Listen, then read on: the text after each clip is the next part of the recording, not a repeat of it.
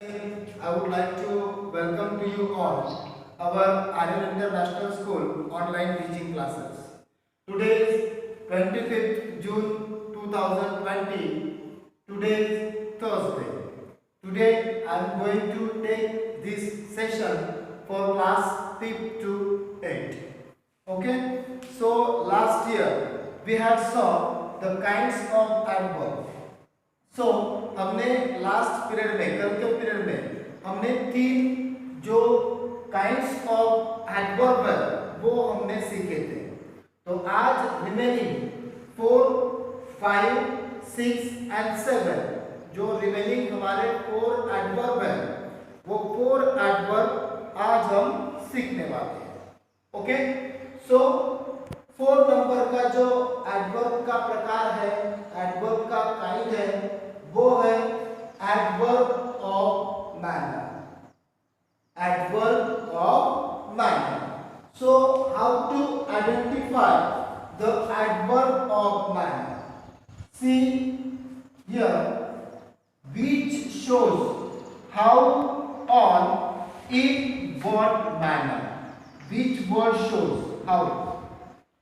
How मतलब ऐसा शब्द हमें जो दिखाता है, हाउ कैसे, एंड व्हाट मैनर कि वो मैनर कैसा है, या फिर उसकी जो काम करना, या फिर वो सेंटेंस में जो वर्ड है वो वर्ड हमें क्या दिखाता है कि उसकी क्वालिटी दिखाता है कि वो किस मैनर में हो रहा है, वो किस स्थिति में हो रहा है, किस कंडीशन में हो रहा है।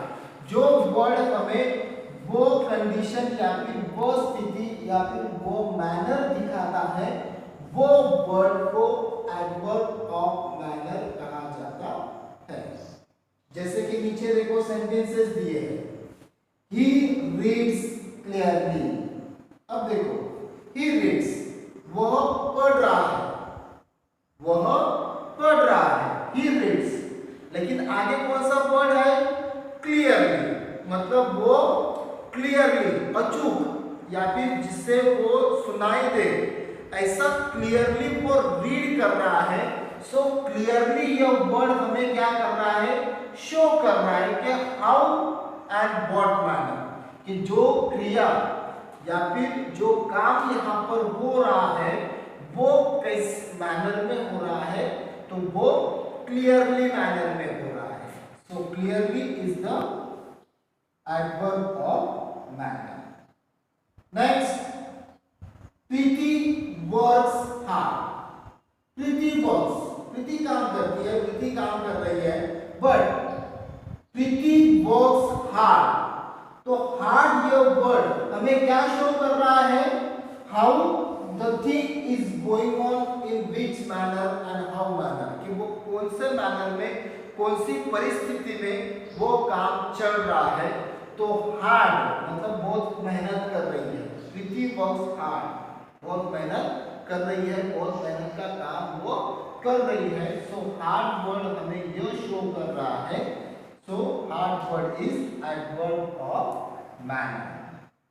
Next, you should not do so. You should not do, आपको वो करना नहीं चाहिए था, आपको वो करना नहीं चाहिए था। लेकिन you should not do so, आपको वैसा करना नहीं चाहिए था। तो जो सो वर्ड है, जो सो वर्ड हमें शो कर रहा है कि किस मैनर में करना नहीं चाहिए था। सो किस मैनर में आपको करना नहीं चाहिए था। So that's why so is the adverb of manner. Do you understand? देखो adverb of manner means क्या, कि ऐसे वर्ड कि जो वर्ड, जो वर्ब, जो क्रिया किस मैनर में चल रही है, मतलब किस पोजीशन में चल रही है, किस कंडीशन में चल रही है, जो वर्ड दिखाते हैं उन शब्दों को, उन वर्ड्स को एडवर्ब ऑफ मैनर कहा जाता है। Okay, so next type of adverb, that is adverb of degree or quantity. Adverb of degree और क्वांटिटी। सो इसका मतलब होता है which shows how much, which word shows us how much or in what degree or to what extent।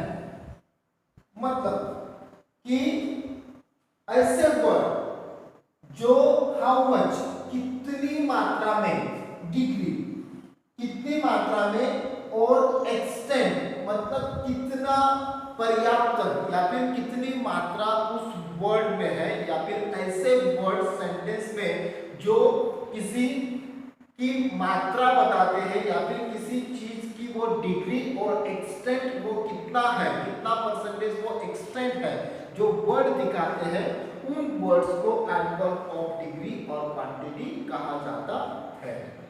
जैसे कि यहां पर sentence दिया है यू आर एग्जैक्टली राइट। देखो अगर हमने सेंटेंस यहां पर इतना ही दिया you are right, you are right, आप सही हो, यू आर राइट, आप सही हो। लेकिन अगर हमने यहां पर एग्जैक्टली वर्ड पुट अप किया यू आर एग्जैक्टली राइट, मतलब एग्जैक्टली यह वर्ड क्या दिखा रहा है, मात्रा दिखा रहा है कि ये सही में 100% क्या है, राइट है, सही है। इसलिए यह exactly word adverb of degree और क्वांटिटी का होता है। Next, he is rather busy.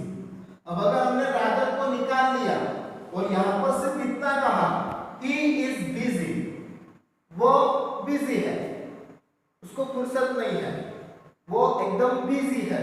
लेकिन अगर हमने यहां पर rather वर्ड डाला he is rather busy, rather means हमेशा, वो हमेशा ही बिजी रहता है।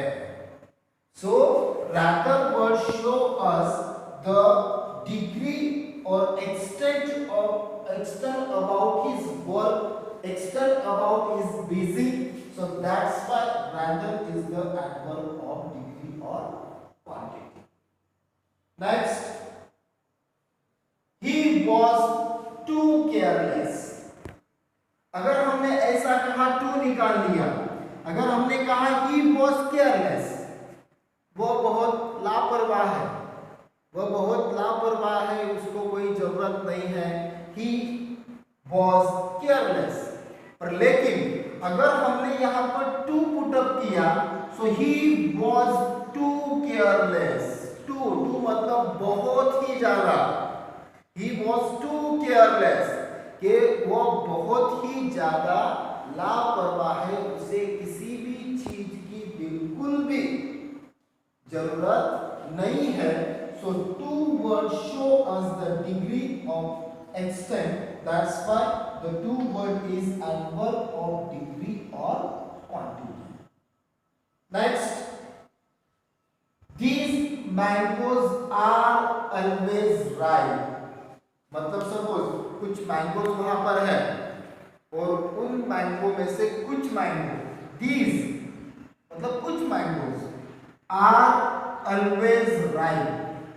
राइट मीन्स पकना, राइट मीन्स पकना। सो यहाँ पर always मतलब हमेशा, always मीन्स हमेशा। These mangoes are always ripe, यह मैंगो हमेशा ही पके हुए रहते हैं। सो always वर्ड हमें क्या दिखाता है, यह हमें डिग्री बताता है या फिर यह हमें एक्सटेंड करता है कि हमेशा ही always वो राइट वो पके हुए रहते हैं। So that's why always word is the adverb of degrees और क्वांटिटी। Do you understand? हाँ, एडवर्ब ऑफ डिग्री और क्वांटिटी मींस व्हाट के सेंटेंस में ऐसे शब्द या फिर सेंटेंस में कुछ ऐसे वर्ड जो हमें, जो वर्ब है वो वर्ब की डिग्री मतलब कितनी मात्रा में वो काम हो रहा है, जो एक्सटेंड करते हैं उन वर्ड्स को एडवर्ब ऑफ डिग्री और क्वांटिटी कहा जाता है। Okay, next 6 type of adverb. 6 type of adverb is adverb of affirmation and negation. So affirmation and negation, इसका मतलब यहाँ पर मीनिंग या डेफिनेशंस नीचे दी है, चलो हम रीड करते हैं। A word which declare that something is true। See, ऐसे शब्द जो हमें डिक्लेयर करते हैं, जो हमें बताते हैं कि समथिंग इज ट्रू, कि उसमें कुछ सच्चाई है, और सम इक्विवेलेंट एक्सप्रेशन ऑफ निगेटिव, और कुछ वर्ड हमें क्या करते हैं, कुछ वर्ड हमें निगेटिव क्या करते हैं, एक्सप्रेशन, मतलब नकारात्मक, या फिर जिसमें नकार होता है, जिसमें ना होती है। सो निगेटिव स्टेटमेंट्स, जजमेंट और लॉजिकल प्रोपोजिशंस, मतलब कि कुछ ऐसे वर्ड जिसमें सच्चाई होती है, कुछ ऐसे वर्ड जो स्टेटमेंट हो या फिर जजमेंट हो या फिर लॉजिकल जो प्रोपोजिशंस हो, उसमें हमें नकारात्मक या फिर निगोशिएशन या फिर निगेटिव चीजें एक्सप्रेस करते हैं, उन वर्ड्स को एडवर्ब ऑफ अफर्मेशन एंड नेगेशंस कहा जाता है। ओके, देखो कुछ एग्जांपल्स नीचे दिए हैं, वो एग्जांपल हम समझते हैं। He certainly went। He certainly went, वो अचानक चला गया। सो अचानक मीन्स व्हाट, नहीं सॉरी, हाँ, he certainly went। He certainly went, वो हम उसे एकदम नहीं कह सकते, अचानक नहीं कह सकते। He certainly went, वो अचानक से चला गया। Next, surely you are mistaken। surely, ये स्टेटमेंट बता रहा है, स्टेटमेंट दे रहा है या फिर जजमेंट दे रहा है कि श्योरली आप 100% आप बोलो गलत हो, आपने जो किया है वो क्या है, गलत है, मैं श्योर हूं। Next, I do not know him. I do not know him. I do not know him, मैं उसे पहचानता नहीं। तो यहाँ पर क्या है, यहाँ पर निगोशिएट है, नेगेटिव स्टेटमेंट है, और इस वर्ड से हमें सर्टेनली से एकदम अचानक जो हमारी एक्सप्रेशन है, जो हमारा स्टेटमेंट है, वो स्टेटमेंट क्या होता है, शो होता है। उसी तरह से श्योरली मतलब मैं कॉन्फिडेंट हूँ, मेरे जजमेंट पर मैं क्या हूँ, श्योर हूँ। उसके बाद I am not, so negative जो एक्सप्रेशन है या फिर निगेटिव जो स्टेटमेंट है, तो वो हम इससे एक्सप्लेन कर रहे हैं। That's why certainly, surely and not, these words are the adverb of affirmation and negation. Okay, next, adverb of reason। adverb of reason, अब reason means we know very well, reason means कारण जिसे हम कहते हैं। तो कुछ words which are used to tell the reason behind the happening of particular affects, मतलब ऐसे शब्द या फिर वो शब्द जो यूज किए जाते हैं to tell the reason behind the happening और पर्टिकुलर अफेक्ट्स, मतलब ऐसी कोई चीज है या फिर ऐसी कोई बात है या फिर ऐसी कोई घटना है या फिर ऐसा कोई सेंटेंस है, जिस सेंटेंस को के पीछे कोई वजह है, उस वजह के पीछे कोई बात है, और वो बात जब हमें एक्सप्रेस करनी है, और वो बात एक्सप्रेस करने के लिए जो वर्ड यूज किया जाता है, उस वर्ड को एडवर्ब ऑफ रीजन कहा जाता है। रीजन मतलब कारण, चलो मतलब अपन की कारण, ये ऐसी कोई बात है, ऐसी कोई वजह है,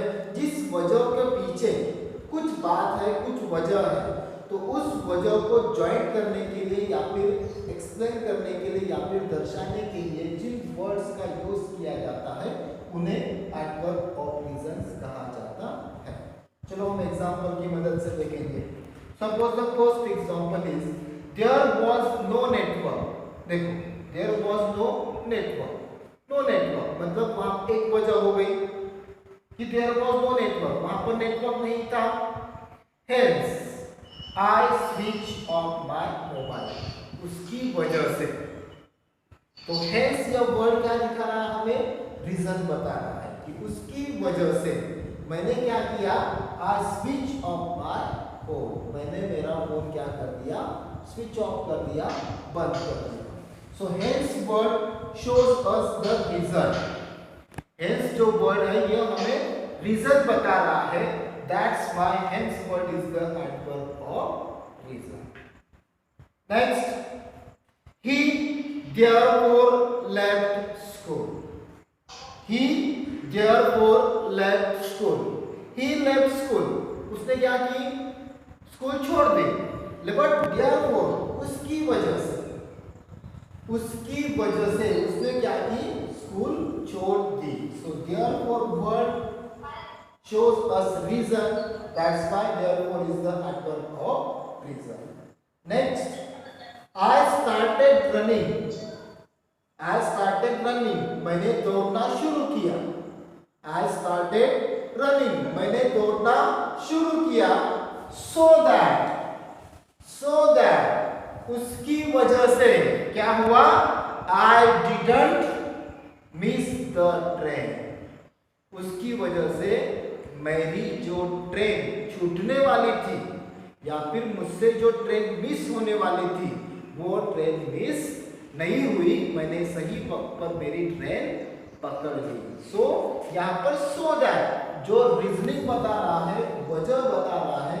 That's why so word is the adverb of reason. तो इस वीडियो को अगर आप 2 और 3 टाइम देखोगे, उसे हर वर्ड को सुनोगे, उसे समझोगे तो आप अच्छी तरह से समझने की कोशिश कर पाओगे और समझ जाओगे. और अगर आपको फिर भी वीडियो देखने के बाद अगर समझ में नहीं आया, जो भी पॉइंट होगा, जो भी वर्ड होगा, जो भी आपके डाउट्स होंगे, वो डाउट्स आप मुझे फोन कर पूछ सकते हो. ओके, तो आपको सेम यह ब्लैक बोर्ड का फोटो होमवर्क के लिए डाला जाएगा. आपको यह राइटिंग करना है और रीडिंग करना है और आपको क्वेश्चंस और एग्जांपल्स जो है वो समझना है. Okay, thank you so much.